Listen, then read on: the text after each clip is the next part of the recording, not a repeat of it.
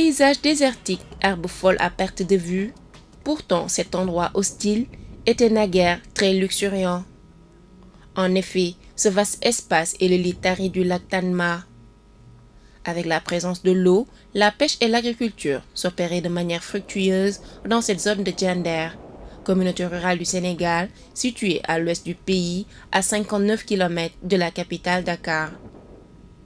Les causes d'assèchement du lac Tanma sont l'action de l'homme, mais surtout le changement climatique. Le lac et son alentour nourrissaient la population avec le poisson, mais aussi les terres cultivables. Mais au fur et à mesure que le lac tarissait, les gens commençaient à quitter la zone pour aller dans les grandes villes, parce que la terre ne donnait plus.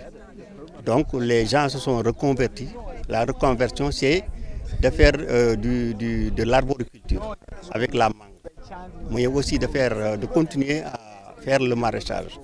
Donc les gens ont abandonné la pêche. Et la pêche, on le faisait aussi pour se nourrir, mais pas pour la vente. Donc les gens étaient en train de se reconvertir suite aux impacts de ces changements climatiques. Cette partie, sous forte influence éolienne nette, est exploitée par les habitants qui autrefois étaient des pêcheurs ou même des commerçants. Ils se sont pour la plupart reconvertis en agriculteurs grâce à la formation en culture maraîchère des agropasteurs de Diender. Nous expérimentons donc la production de semences de tomates, d'oignons, violettes de galmi et de pommes de terre. Pour ces différentes spéculations, nous avons commencé l'activité depuis 2013. Pour la séquence maintenant 2015, 2016, 2017 que nous sommes en train de dérouler, c'est pour l'amélioration des revenus des agropasteurs et la sécurisation des terres des agropasteurs par la cartographie, en les accompagnant pour avoir des titres de propriété. Nous les suivons sur le terrain, nous les suivons sur leur périmètre familial. Nous regardons ce qu'ils font et nous les accompagnons aussi dans la commercialisation de ces produits-là. Et nous faisons en sorte que le label AST est défendu sur tous les différents marchés, à côté de la concurrence abusive, de la concurrence vraiment des produits du conventionnel. Grâce aux réponses apportées par ces communautés, des chercheurs internationaux voulant être plus outillés pour faire face aux impacts du changement climatique se sont rendus dans cette zone. Ces techniciens et chercheurs sont membres du projet ACMIP, projet d'intercomparaison et d'amélioration des modèles agricoles créé en 2011. Et cette visite de terrain rentre dans le cadre de l'évaluation des impacts des changements climatiques au Sénégal. Pour eux, ce qui en ressort comme expérience servira de cas d'école en termes d'alternatives aux impacts des changements climatiques.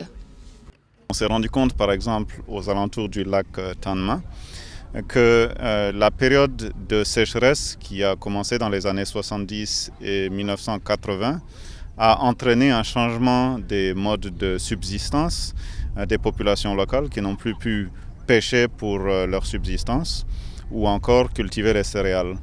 Et c'est à la suite de cela qu'après même avoir procédé à la reforestation pour la restauration de ces terres perdues, ils ont changé leur système de vie, en fait, de leur système d'existence pour développer les cultures arboricoles. Un des objectifs de ACMIP, c'est de mieux nous permettre de comprendre comment on peut utiliser les modèles, les technologies quantitatives pour pouvoir quantifier les bénéfices de l'adaptation à la fois au climat, mais également aux opportunités technologiques qui se présentent à la société. Le projet ACMIP vise l'amélioration des connaissances sur l'impact du changement climatique et sur l'agriculture à travers une intégration des différents modèles en matière de climat, de culture et d'économie. Pour la mise en œuvre de la seconde phase du projet, un atelier international s'est tenu récemment à Dakar. Cette rencontre internationale a réuni près d'une centaine de chercheurs qui se sont penchés sur les alternatives au changement climatique qui doivent être trouvées pour limiter ses impacts actuels et futurs. En effet, selon l'IPAR, l'initiative prospective agricole rurale, en 2050, les températures pourraient atteindre des degrés élevés. Dans les années 2050, la pluviométrie va baisser la température va augmenter entre 1,7 et 2,3 degrés, donc une augmentation notable. Et la conséquence, c'est que la plupart des productions vont baisser. Les rendements vont baisser, aussi bien pour le miel, pour l'arachide. Donc les conséquences du point de vue climatique peuvent être très très importantes. Du point de vue de la recherche, c'est de confronter différents modèles, des modèles climatiques, des modèles de culture et aussi des modèles économiques pour pouvoir bien comprendre en termes de futur comment les choses vont se passer. Donc en termes de prévision, vous savez que ce n'est pas très facile, il y a beaucoup d'incertitudes dans la modélisation. Donc la première tâche, c'est de travailler sur ça.